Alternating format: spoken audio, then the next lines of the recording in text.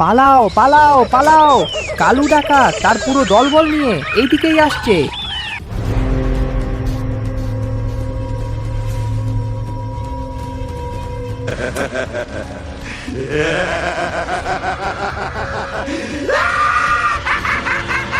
কিরে পচা, কয়টা মানুষ আছে রে? 8টা সর্দার। হ্যাঁ, আচ্ছা পচা, বলতো এরা পাগল না বোকা? বোকা?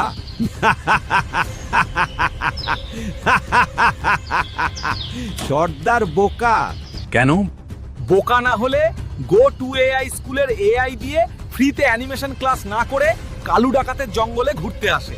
যা বলেছিস। এদের যা আছে তাহলে সব কেড়ে নি সর্দার। কারার কি আছে, নিয়ে নিলেই হয়।